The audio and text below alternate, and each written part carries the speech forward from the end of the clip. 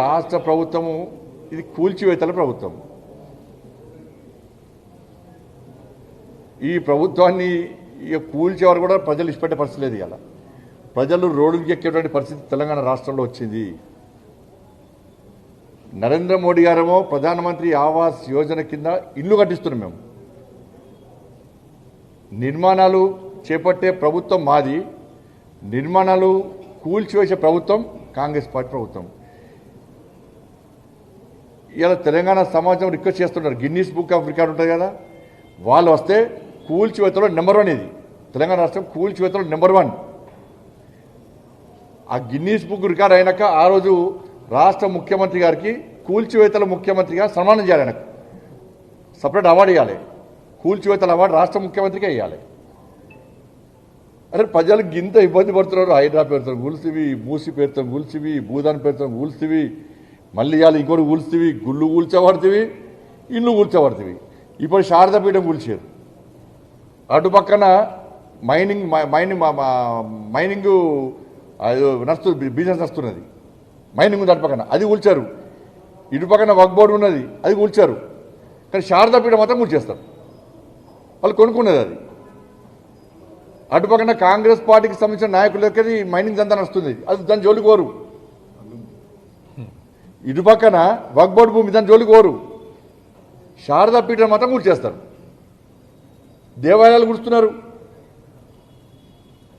దేవాలయాలు దాడులు జరుగుతున్నాయి, ఇండ్లు కూలుస్తున్నారు, పేదోళ్ళు ఏడుస్తున్నారు. పాపం అట్టేనే పోదు. రాష్ట్ర ముఖ్యమంత్రి పేదోళ్ళు ఏడుస్తున్నారంటే ఎంత వ్యంగ్యంగా నవ్వుకుంటా, బా ఏం రాక్షసానం పోతుండ్రు రాష్ట్ర ముఖ్యమంత్రి గారు. గ్రేట్ నిజంగా రాష్ట్ర ముఖ్యమంత్రి గారు. ఏం టెన్షన్ లేదని పాపం. ఒక కష్టపడి అప్పో సప్పో చేసి ఒక్క రేకుల షెడ్ వేసుకున్న వ్యక్తే గుండె వలిగేటట్టు ఏడుస్తాడు, బాధపడతాడు. దానికి ఒక గృహప్రవేశం చేస్తాడు. ఆ కట్టుకున్నది ఫస్ట్ పునాది పోసాక సంతోషం, కొంచెం గ్రౌండ్ లెవెల్ లేచాక సంతోషం, అబ్బా నా ఇల్లు కట్టుకుంటున్నా. గోడలు వెనక క్యూరియస్, అబ్బా సంతోషం గోడలు లేచినాయి. స్లాబ్ వెనక అబ్బా ఒక ఇల్లు నిర్మించుకున్నా. గృహప్రవేశం చేసే రోజు ఏడుస్తారు ఆనంద బాష్పాలతో. ఆ ఇల్లు నిర్మాణం చేపట్టినటువంటి యజమాని కళ్ళ నిలుస్తాయి. బా కష్టపడి అప్పో సప్పో చేసి బ్యాంకు లోన్ తీసుకొని ఇల్లు నిర్మించుకున్న ఒక కళ నెరవేరిందని చెప్పి ఆయన ఆనంద బాష్పాలు వస్తాయి. వాళ్ళ ఇల్లు కూల్చడానికి నీకు చేతొచ్చే రాష్ట్ర ముఖ్యమంత్రి గారు నాకు అర్థం కాలేదు. నువ్వు ముఖ్యమంత్రి కాకముందు ఏమన్నావు? కేసీఆర్ ప్రభుత్వం గిట్నే కూల్చింది, కూల్స్తే ఏమన్నావు? అధికారులు అనుమతి తీసుకొని ఇల్లు కట్టుకున్నారు. చేతి ఎట్లొచ్చిన ఎట్లా కూల్చావన్నాడు. మరి నువ్వెట్లా కూల్స్తున్నావు? ఇవాళ పేదోళ్ళ ఇల్లు ఎట్లా కూల్చింది? చేతి ఎట్లా వస్తున్నాయి నీకు?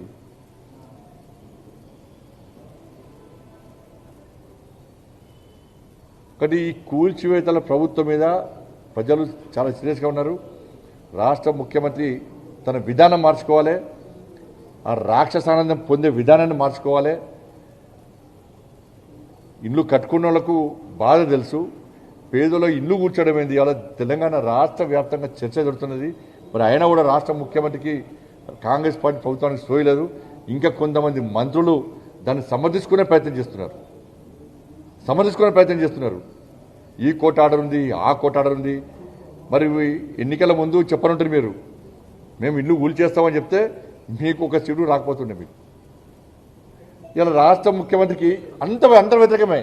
రైతులు వ్యతిరేకమే, ఉద్యోగ వర్గాలు వ్యతిరేకమే, యువత వ్యతిరేకమే, మహిళలు వ్యతిరేకమే, తాతమ్మలు అమ్మమ్మలు వ్యతిరేకమే, విద్యార్థులు వ్యతిరేకమే, పేదోళ్ళు వ్యతిరేకమే.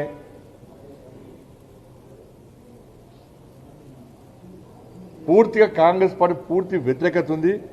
అందుకే రాష్ట్ర ముఖ్యమంత్రి మంత్రివర్గ సమావేశంలో చర్చ జరిగింది. ఏంటంటే ఈ ఒక్కసారి రైతు బంధు వేద్దాం, ఈ ఒక్కసారి రైతు భరోసా వేద్దాం, ఇక మలేషు లేదు. ఇక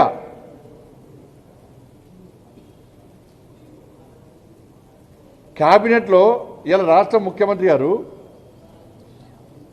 మిర్యాలగూడలో చెప్పిండు, మున్సిపల్ ఎలక్షన్ తర్వాత ఇస్తాను చెప్పని. నిన్న జరిగిన క్యాబినెట్లో రైతు భరోసా గురించి ఎందుకు చర్చించలే? ఇంటర్నల్ మంత్రులు వచ్చినప్పుడు ఎందుకు మాట్లాడుతున్నాడు? రైతు భరోసా గురించి క్యాబినెట్లో చర్చ ఎందుకు జరగలే? క్యాబినెట్లో చర్చించారు, ఇప్పుడు మంత్రులు మిలిచి మాట్లాడతారు. నేను రైతాంగానికి అప్పీల్ చేస్తున్నా, ఈ ఒక్కసారే జెడ్పీటీసీ ఎంపీటీసీ ఎన్నికల్లో గెలవడానికి ఈ ఒక్కసారి వేస్తాడు. ఇక మళ్ళీ ఏడియా ఈ ఎన్నికల్లో కాంగ్రెస్ పార్టీ గుణపాఠం చెప్పండి. రిపోర్ట్లు పోతాయి, ఎమ్మెల్యేలు మంత్రులు అందరూ ముఖ్యమంత్రి గారిని తిరగబడతారు. ఇవాళ రైతు భరోసా వేయకపోవడం వలన, రైతులు ఇబ్బంది పెట్టడం వల్లనే ఇవాళ మేము జెడ్పీటీసీ ఎంపీటీసీ ఎన్నికల్లో ఓడిపోయినాం. ఇప్పటికైనా రైతు భరోసా రెగ్యులర్గా ఇవ్వండి అని చెప్పి ఇవాళ మంత్రులు ఎమ్మెల్యేలు ముఖ్యమంత్రి గారి మీద ఒత్తిడి తేవాలంటే జెడ్పీటీసీ ఎంపీటీసీ ఎన్నికల్లో కాంగ్రెస్ పార్టీకి గుణపాఠం చెప్పాలి. ఇలా రైతు భరోసా వేసి మా తాకిడి తట్టుకోలేక మా భయానికి రైతు భరోసా వేస్తే వేయాలి, వేసినా కూడా మీరు ఓటేకారు. ఈ ఒక్కసారి వేస్తారు మళ్ళీ ఏడు మీరు ఓడగొడితే మేము కూడా బయటకు చేస్ ఇలా భారతీయ జనతా పార్టీ గెలిచింది, మేము రైతు భరోసా గురించి కొట్లాడడం కాబట్టి గెలిచిందని చెప్పి ఇలా ముఖ్యమంత్రి భయపడి రైతు భరోసా ఇస్తాడు.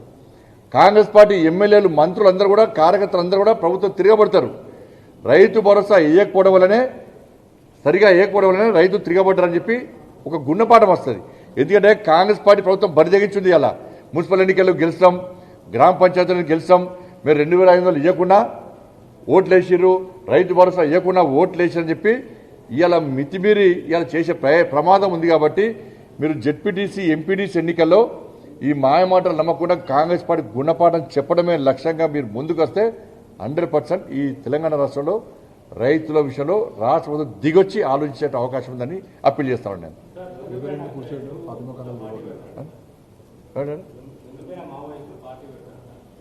ఇప్పుడు ఆ మావోయిజంకి అనుగుణంగా వాళ్ళు ఒక చట్టాన్ని, ఒక రాజ్యాంగం రూపొందించుకున్నారు.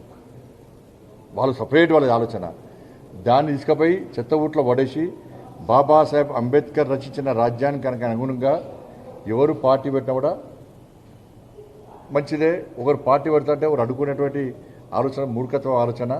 కాబట్టి ఆ రాజ్యాంగాన్ని, బాబాసాహెబ్ అంబేద్కర్ రచించిన రాజ్యాంగానికి అనుగుణంగా ఎవరైనా రావచ్చు, ఎవరైనా పార్టీ పెట్టుకోవచ్చు. ప్రజల గురించి మంచి ఆలోచించి ప్రజల విశ్వాసాన్ని చూరగొంటే దానికి ఎలాంటి మాకైతే అభ్యంతరం ఏం లేదు.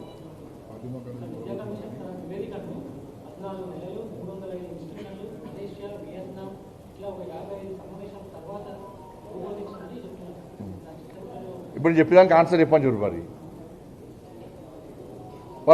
వాళ్ళ రిపోర్ట్లా విద్యాశాఖ మంత్రి లేడు, విద్యాశాఖ మంత్రి నియమించాలని రాశారా? మరి ఇది ఏ దేశం చెప్తుంది?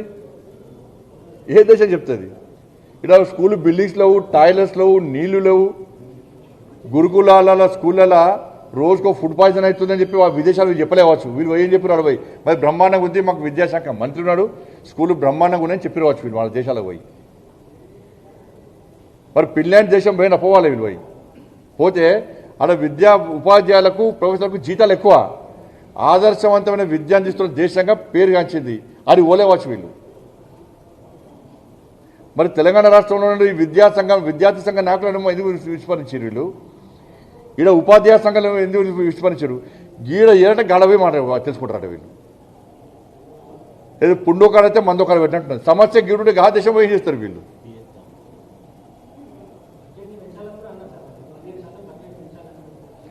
దేనికోసం బడ్జెట్ పెంచాలి? దేనికోసం? సమస్యలను గుర్తించాలి రిపోర్ట్లా. ఈ సమస్యలు నేను చెప్తలేరు విద్యాశాఖల. ధన్యవాదాలు. హిట్ టీవీ యాప్, ఇందులో short news, live news, entertainment shows, movies, digital magazines తో పాటు మీ జిల్లా వార్తలను కూడా ఫ్రీగా చూడొచ్చు. ఇంకెందుకు ఆలస్యం, వెంటనే హిట్ టీవీ యాప్ ని డౌన్లోడ్ చేసుకుని ఫ్రీగా ఎంటర్టైన్మెంట్ పొందండి. Hit TV app. Hit TV app. Please download hit TV app. Hit TV app ని ఫ్రీగా డౌన్లోడ్ చేసుకుని ఎంజాయ్ చేయండి. మీకు నచ్చిన ఎంటర్టైన్మెంట్ కోసం హిట్ టీవీ యాప్ ని ఫ్రీగా డౌన్లోడ్ చేసుకుని ఎంజాయ్ చేయండి. హిట్ టీవీ యాప్ ని డౌన్లోడ్ చేసుకుని ఆస్వాదించండి, ఆశీర్వదించండి. ఇంతమంది సెలబ్రిటీలు హిట్ టీవీ యాప్ ని డౌన్లోడ్ చేసుకోండి అని చెప్తున్నారంటే ఎంత మంచి యాప్ ఆలోచించండి. అమెరికా అమెరికా అమెరికా అమెరికాలో చదవాలనుకునే వాళ్ళకి విశ్వసనీయమైన పేరు మన శౌర్య కన్సల్టెన్సీ. UK లో 1 year masters. UK లో 1 year masters. 2 years work permit up to 5 years visa. Contact Saurya Consultancy. Contact 89851 89851.